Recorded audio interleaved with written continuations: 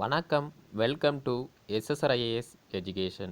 So இந்த வீடியோவில் வந்து நம்ம என்ன பார்க்க போகிறோம்னு பார்த்தீங்கன்னா, பிஜிடிஆர்பி எக்ஸாமுக்கு நம்ம ஆல்ரெடி டெஸ்ட் சீரிஸ் எல்லாமே வந்து காண்டக்ட் பண்ணிட்டுருக்கோம். ஸோ அதில் பார்த்திங்க அப்படின்னா, இனி வரக்கூடிய காலத்தில் வந்து யூடியூப் வழியாகவும் நம்ம தினசரி டெய்லி 20 கொஸ்டின் வந்து நம்ம பிஜிடிஆர்பி தமிழ் எக்ஸாமுக்கு வந்து பார்க்க போகிறோம். ஓகே. ஸோ தமிழ் எக்ஸாமுக்கு மட்டும் கிடையாது, அதர் மேஜருக்கும் வந்து இனி வரக்கூடிய காலத்தில் வந்து நம்ம அரேஞ்ச் பண்ணலாம். ஓகே. ஸோ இன்றைக்கி பார்க்கக்கூடியது பார்த்திங்க அப்படின்னா பிஜிடிஆர்பி தமிழ் எக்ஸாம். ஸோ நீங்கள் தமிழ் எக்ஸாமுக்கு வந்து ப்ரிப்பேர் பண்ணுறேன் அப்படின்னா கண்டிப்பாக இந்த 20 வினாக்களை வந்து பார்த்து வச்சுக்கோங்க. மிகவும் முக்கியமானது. அது மட்டும் இல்லாமல் முந்தைய வினாத்தாளில் வந்து இந்த வினாக்கள் அனைத்துமே வந்து கேட்கப்பட்டது. ஓகே. ஸோ ஃபஸ்ட்டு கொஸ்டின் பாருங்கள். ஆனந்தம் என்னும் பாத்திரம் இடம்பெற்றுள்ள நாடகம் எதுன்னு பார்த்தீங்க அப்படின்னா வேலைக்காரி. ஓகே. ஸோ ரெண்டாவது வினா பாருங்கள். பச்சையப்பர் என்பது டேஸ் அப்படின்னு கேட்டிருப்பாங்க. ஸோ வாழ்க்கை வரலாற்று நாடகம். ஓகேங்களா. ஸோ பச்சையப்பர் என்பதுன்னு பார்த்தீங்க அப்படின்னா பச்சையப்பர் என்பது வாழ்க்கை வரலாற்று நாடகம். அடுத்து மூணாவது வினா பாருங்கள். தமிழ் திறனாய்வுத் துறையின் முன்னோடியான மறைமலை அடிகளின் முதல் நூல் எதுன்னு பார்த்தீங்க அப்படின்னா முதற்குறள் வாத நிரகரணம். ஓகே. ஸோ இதுதான் பார்த்தீங்க அப்படின்னா தமிழ் திறனாய்வுத் துறையின் முன்னோடியான மறைமலை அடிகளின் முதல் நூல் வந்து முதற்குறள் வாத நிரகரணம். ஓகேங்களா. இது வந்து மிக முக்கியமானது. அடுத்து நாலாவது வினா பாருங்கள். நாடகவியல் என்னும் நாடக இலக்கண நூலை இயற்றியவர் யாருன்னு பார்த்தீங்க அப்படின்னா பரிதிமாற் கலைஞர். அடுத்து ஐந்தாவது வினா பாருங்கள். கற்பனை திறன் என்பது புதிர்நிலை வாய்ந்ததாகவும் விளக்க இயலாதாகவும் உள்ளது. அதனுடைய விளைவுகளை கொண்டே அத்திறனை உணர முடிகிறது என்று கூறியவர் யாருன்னு பார்த்தீங்கன்னா ரஸ்கின். ஓகே.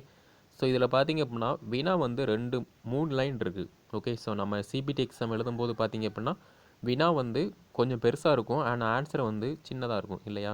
ஸோ வினாவை நல்லா அண்டர்ஸ்டாண்ட் பண்ணி ரீட் பண்ணிவிட்டு அதுக்கப்புறமா ஆன்சர் எடுத்தோம் அப்படின்னா ஈஸியாக நம்ம ஆன்சர் எடுத்துடலாம், கரெக்டான ஆன்சரை வந்து எடுத்துடலாம். ஓகே. அடுத்து ஆறாவது வினா பாருங்கள். வட்ட தொட்டி என்ற இலக்கிய சங்கம் அமைத்தவர் யாருன்னு பார்த்தீங்க அப்படின்னா ரசிகாமணி டி.கே. சிதம்பரநாதன். ஓகே. வட்ட தொட்டி என்ற இலக்கிய சங்கம் அமைத்தவர் யாருன்னு பார்த்தீங்க அப்படின்னா ரசிகமணி டி.கே. சிதம்பரநாதன். அடுத்து ஏழாவது வினா பாருங்கள். தமிழ் லத்தீன் ஒப்பிலக்கண ஆய்வு என்ற நூலை பதிப்பித்தவர் யாருன்னு பார்த்தீங்கன்னா சீகன் பால்ஹூக். ஓகே. தமிழ் லத்தீன் ஒப்பிலக்கண ஆய்வு என்ற நூலை யார் பதிப்பித்தாருன்னு பார்த்தீங்க அப்படின்னா சீகன் பால்ஹூக். அடுத்து எட்டாவது வினா பாருங்கள். அறமும் அரசியலும் என்ற நூலின் ஆசிரியர் யாருன்னு பார்த்தீங்க அப்படின்னா மு வரதராசனார். ஓகே. அறமும் அரசியலும் என்ற நூலின் ஆசிரியர் வந்து யாருன்னு பார்த்தீங்க அப்படின்னா மு வரதராசனார். அடுத்து ஒன்பதாவது வினா பாருங்கள். பாதையில் பதிந்த அடிகள் என்னும் புதினத்தை எழுதியவர் யாருன்னு பார்த்தீங்கன்னா ராஜாம் கிருஷ்ணன். பாதையில் பதிந்த அடிகள் என்னும் புதினத்தை எழுதியவர் யாருன்னு பார்த்தீங்கன்னா ராஜாம் கிருஷ்ணன். அடுத்து 10வது வினா பாருங்கள். சமூகம் என்பது 4 பேர் சிறுகதையின் ஆசிரியர் யாருன்னு பார்த்தீங்க அப்படின்னா ஜெயகாந்தன். சமூகம் என்பது 4 பேர் சிறுகதையின் ஆசிரியர் யாருன்னு பார்த்தீங்க அப்படின்னா ஜெயகாந்தன். அடுத்து 11வது வினா பாருங்கள். சாகித்ய அகாதமி பரிசு பெற்ற இலக்கிய ஆராய்ச்சி நூல் எதுன்னு பார்த்தீங்க அப்படின்னா வீரர் உலகம். சாகித்ய அகாடமி பரிசு பெற்ற இலக்கிய ஆராய்ச்சி நூல் எதுன்னு பார்த்தீங்க அப்படின்னா வீரர் உலகம். அடுத்து 12வது வினா பாருங்கள். தொல்காப்பியம் குறிப்பிடும் உரைநடை வகைகள் எதுன்னு பார்த்தீங்க அப்படின்னா 4.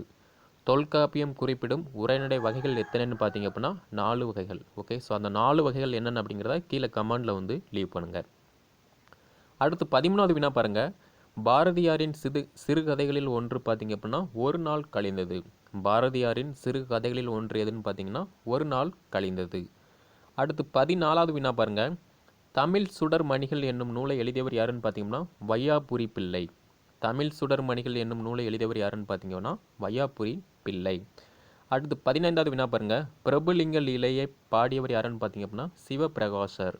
பிரபுலிங்க லீலையை பாடியவர் யாருன்னு பார்த்தீங்க அப்படின்னா சிவபிரகாசர். அடுத்து 16வது வினா பாருங்கள். சின்ன சிராவை பாடியவர் யாருன்னு பார்த்தீங்க அப்படின்னா பானு அகமது மரைக்காயர். சின்ன சிராவை பாடியவர் யாருன்னு பார்த்தீங்க அப்படின்னா பானு அகமது மரைக்காயர். அடுத்து 17வது வினா பாருங்கள். ஊவே சாவை பிறந்த மடம் எதுன்னு பார்த்தீங்கன்னா திருவாவடுதுறை அதினம். ஓகே. ஸோ இதுதான் வந்து ஊவே சாவை பிறந்த மடம். அடுத்து 18வது வினா பாருங்கள். கண்ணப்பன் நாயனின் நாடு எதுன்னு பார்த்தீங்கன்னா பொத்தம்பி நாடு. ஓகே. கண்ணப்பன் நாயனின் நாடுன்னு பார்த்தீங்க அப்படின்னா பொத்தம்பி நாடு. அடுத்து 19வது வினா பாருங்கள். கலிங்கத்து பரணி காட்டும் சோழரின் படைத்தலைவன் யாருன்னு பார்த்தீங்கன்னா கருணாகர தொண்டைமான். கலிங்கத்து பரணி காட்டும் சோழரின் படைத்தலைவன் யாருன்னு பார்த்தீங்கன்னா கருணாகர தொண்டைமான். அடுத்து 20வது வினா பாருங்கள். திராவிட வேதம் என்று போற்றப்படுவது எதுன்னு பார்த்தீங்கன்னா திருவாய்மொழி. திராவிட வேதம் என்று போற்றப்படுவது எதுன்னு பார்த்தீங்கன்னா திருவாய்மொழி. ஓகே. ஸோ இப்போ பார்த்தீங்க அப்படின்னா ஒரு 20 கொஸ்டின் பார்த்துருக்கோம் இல்லையா? இந்த 20 கொஸ்டினுமே வந்து 2015 நடைபெற்ற பிஜிடிஆர்பி எக்ஸாமில் வந்து இந்த 20 வினாக்களுமே வந்து கேட்கப்பட்டது. ஓகே. கொஸ்டின் வந்து பார்த்தீங்க அப்படின்னா ரொம்ப ஈஸியாக இருக்கலாம். ஆனால் இனி வரக்கூடிய காலத்தில் வந்து பார்த்தீங்கன்னா கொஞ்சம் கஷ்டமாகவே இருக்கும். ஓகே. ஸோ நம்ம படித்தா மட்டும்தான் வந்து கொஸ்டினை வந்து ஆன்சராக எடுக்க முடியும். ஓகேங்களா? ஸோ இந்த கொஸ்டினில் வந்து ஏதாவது டவுட் இருந்துச்சு அப்படின்னா கீழே கமெண்டில் வந்து லீவ் பண்ணுங்கள். அதே மாதிரி நம்முடைய டெலிகிராம் சேனலில் வந்து நீங்கள் ஜாயின் பண்ண அப்படின்னா கீழே டிஸ்கிரிப்ஷனில் வந்து Telegram link plus WhatsApp number நான் கொடுத்துருக்கேன். அந்த டெலிகிராம் நீங்கள் கிளிக் பண்ணி நம்முடைய டெலிகிராம் குரூப்பில் வந்து ஜாயின் பண்ணிக்கலாம். நீங்கள் வாட்ஸ்அப்பில் சேரணும் அப்படின்னா நம்முடைய வாட்ஸ்அப் நம்பரும் பார்த்தீங்க அப்படின்னா கீழே டிஸ்கிரிப்ஷனில் வந்து கொடுத்துருக்கேன். ஸோ நீங்கள் அதில் வந்து ஜாயின் பண்ணிக்கலாம். ஓகே. ஸோ நெக்ஸ்ட்டு பார்த்தீங்க அப்படின்னா பிஜிடிஆர்பி எக்ஸாமுக்கு வந்து நம்ம ஆல்ரெடி கோச் அண்ட் கைடு பண்ணிகிட்ருக்கோம். ஸோ அதுலேயும் நீங்கள் வந்து ஜாயின் பண்ணிக்கலாம். ஸோ நம்ம பிஜிடிஆர்பி மட்டும் நம்ம கைடு பண்ணல. So TNPSC exam, UPSC exam, bank exam, TET exam இந்த மாதிரி பல போட்டித் தேர்வுக்குமே வந்து பார்த்திங்க அப்படின்னா ஆன்லைன் வழியாக வந்து daily test serious and material எல்லாமே வந்து காண்டக்ட் பண்ணிகிட்ருக்கோம். ஓகே. ஸோ இந்த வீடியோ பிடிச்சிருந்துச்சு அப்படின்னா மறக்காமல் லைக் பண்ணுங்கள். And PGTRB Tamil exam prepare பண்ணக்கூடிய ஆசிரியர்களுக்கு வந்து இந்த வீடியோ வந்து ஷேர் பண்ணுங்கள். அவங்களும் பயன்படுத்தும். ஸோ இது மாதிரி மேலும் வினாக்கள் பெற நம்முடைய சேனலை வந்து சப்ஸ்கிரைப் பண்ணிக்கோங்க. பக்கத்தில் கூடிய பெல் ஐக்கனை வந்து கிளிக் பண்ணி வச்சுக்கோங்க. ஓகே. நன்றி, வணக்கம். அடுத்த வினாக்களில் நம்ம சந்திக்கலாம். நன்றி.